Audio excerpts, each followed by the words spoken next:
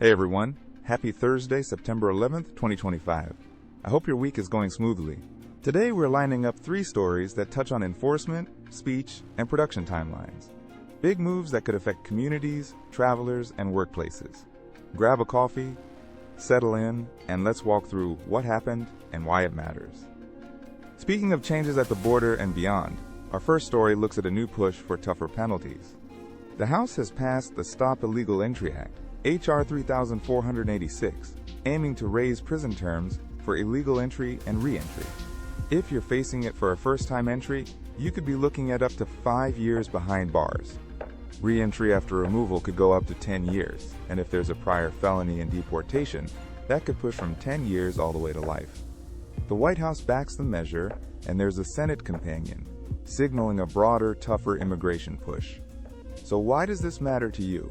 It signals stricter enforcement at the border and on the streets, and it could ripple across communities, employment verification, and how future entrants are processed.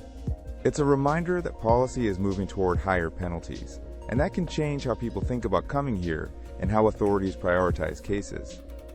On a related note, policy is also evolving around what is tolerated in the public sphere. Our second story concerns a high-profile incident from Utah. Charlie Kirk was killed at a public event on September 10th.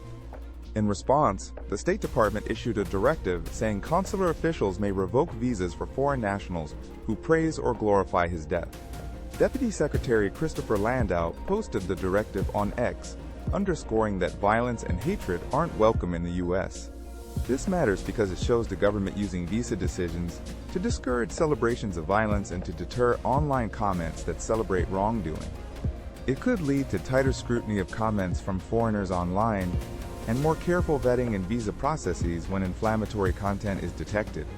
It's a reminder that what people say online can have real immigration consequences, and that policy is crossing over from the physical event into policy instruments like visa eligibility. Finally, we shift to a major corporate project that's feeling the ripple effects of immigration enforcement. Hyundai, in its $26 billion U.S. investment, reports that an ICE raid on its Hyundai LG battery plant in Georgia will push back the project by about 2 to 3 months.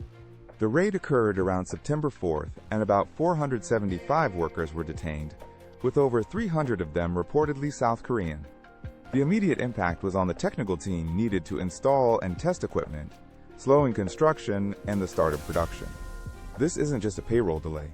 It could affect timelines for jobs in the region, supply chains, and investor confidence as the company recalibrates its schedule and staffing needs.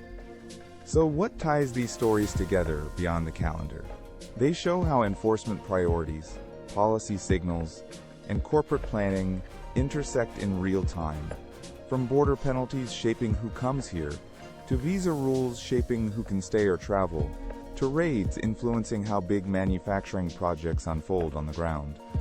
It's a reminder that immigration policy isn't a standalone topic. It touches labor markets, international relationships, and everyday business decisions. As we wrap up, keep an eye on how these threads develop. We'll keep you posted with what changes mean for workers, students, and companies alike. If you want more context and updates, visaverge.com is a great place to start.